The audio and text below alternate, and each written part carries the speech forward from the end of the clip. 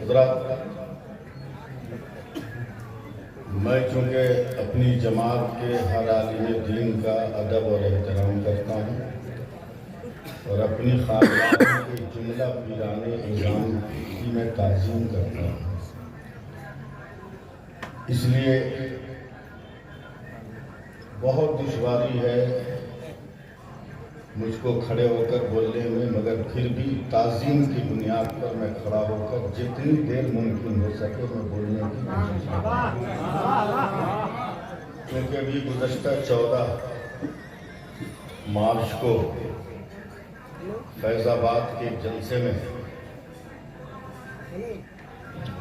Stage से उतरते वक्त पाँव फिसल गया, मोच आ गई और अभी तक वो तकलीफ दूर नहीं हुई है।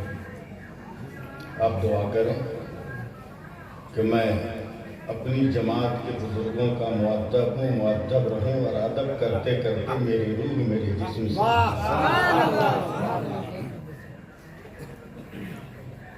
बड़े बड़े शायर, बड़े बड़े उलमाए कराम को आपने सुना, साहब सज्जादा के शायर नूरे नजर थे, जिनकी तकलीफ हो रही थी, बहुत अच्छी तकलीफ हो रही थी गुनाह और अकीदे पर, और उसी वक्त से कुछ अल्फाज हैं जो मेरे ज़हन दिमाग में घूम रहे हैं। और फिर जनाब रुस्तम इकबाल साहब, जो जलसे के एक मजबूत पिलर का नाम है, उन्होंने जो नज़्म सुनाई, उसके बाद दिमाग में जो हलचल है, इस सबको चंद मिनटों में मैं जमा करने की कोशिश कर रहा हूँ। मगर उससे पहले मेरी एक फरियाद है, उस फरियाद को आप समाप्त करें, इसलिए कि उम्र की उस मंजिल में हम लोग पहुँच चुके हैं कि कभी भी हम लोग कहीं और जा सकते हैं। हाँ, इसमें डरने वाली क्या बात है। इसलिए एक फरियाद सैफ साहब है जो मैं आप तक पहुंचाने की, आप हज़रात तक पहुंचाने की कोशिश कर रहा हूँ। सुनिए, समझिए, अच्छा लगे तो सुभान अल्लाह कहिए। ऐसी खानकाहें कम मिलती हैं जहाँ खाने का भी इंतज़ाम हो और शहरी का भी इंतज़ाम हो, इफ्तारी का भी इंतज़ाम।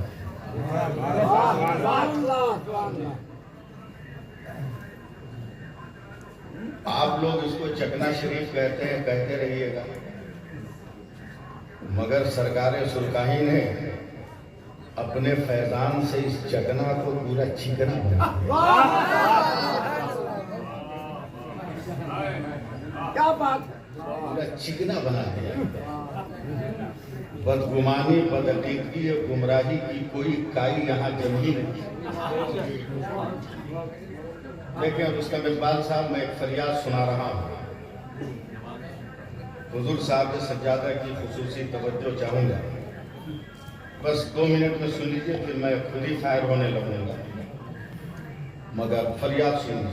ये कह रहा है दीवाना दरूद पढ़ पढ़ कर, ये कह रहा है दीवाना दरूद पढ़ पढ़ कर, मुझे है खुल्द में जाना दरूद पढ़ पढ़ कर, मुझे है खुल्द में जाना दरूद पढ़ पढ़ कर। एक एक शेर सुनिएगा, समझिएगा। शहे उमम के गुलामों का एक गुलाम हूँ मैं, शहे उमम के गुलामों का एक गुलाम हूँ मैं, मेरे कफन को सजाना दरूद पढ़ पढ़ कर, मेरे कफन को सजाना दरूद पढ़ पढ़ कर, और हबीबे रब की जियारत को जा रहा हूँ मैं, हबीबे रब की जियारत को जा रहा हूँ मैं, मुझे लहद में सुलाना दरूद पढ़ पढ़ कर, मुझे लहद में सुलाना दरूद पढ़ पढ़ कर। और अगर तेरी और कादरी है तो ये चैलेंज भरा शेर अफजल साहब की तरफ से कि नबी की दीद की हसरत लिए मैं सोया हूँ। अगर कादरी तेरी है तब नबी की दीद की हसरत लिए मैं सोया हूँ, नकीरों मुझको जगाना दरूद पढ़ पढ़।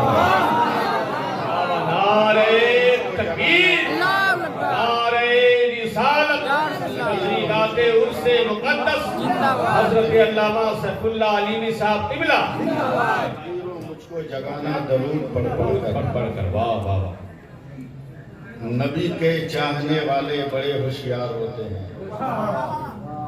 जहाँ को नींद आती है तो ये बेदार होते हैं। खुदा के औलिया मरते नहीं, पहलू बदलते हैं। कभी इस पार होते हैं, कभी उस पार होते हैं, कभी इस पार होते हैं, कभी उस पार। और बहुत पहले मैंने यहाँ चंद सुनाए थे, तहदीस नेमत के दौर को उसको फिर सुना रहा हूँ ताकि याद ताज़ा हो जाए कि वली का जश्न मनाने से कौन रोकेगा, वली का जश्न मनाने से कौन रोकेगा, हमें बहिश्त में जाने से कौन रोकेगा। ये मजा है।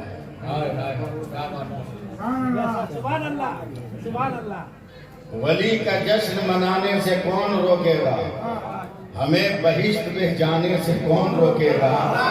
हजार बार हम आएंगे, हजार बार हम चकना शरीफ आएंगे, दयारे पीर है आने से कौन रोकेगा। हम चकना शरीफ आएंगे, दयारे पीर है आने से कौन रोकेगा।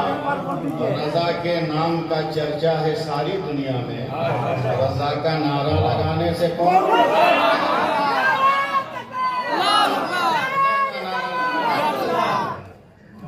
अब 4 मिसरे पढ़ रहा हूं मैं, 2 मिसरा समझ में नहीं आए, तीसरा चौथा बर्दाश्त नहीं, समझे। लेकिन पहले दूसरे पर प्रैक्टिस कर लीजिएगा सुभान अल्लाह कहने का।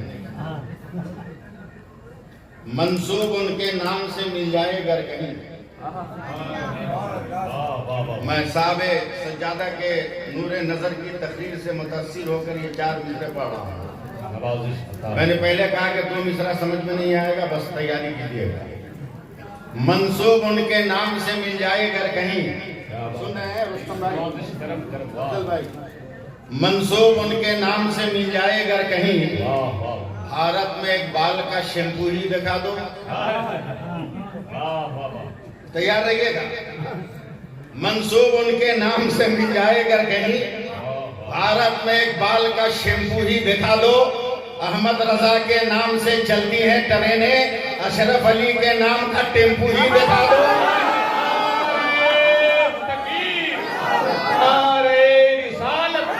अस्ल के आला हजरत हजरत अल्लामा सैफुल्लाह अलीमी साहब क़िबला। और अब तैयार हो जाइए जनाब रुस्तम इकबाल साहब की अनाउंसरी पर तबसरा के लिए।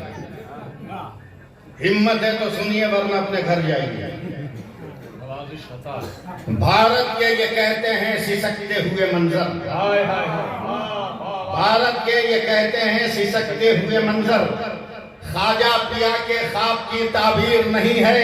और हर धर्म के लोगों का यहाँ हक है बराबर, भारत किसी के बाप की जागीर है।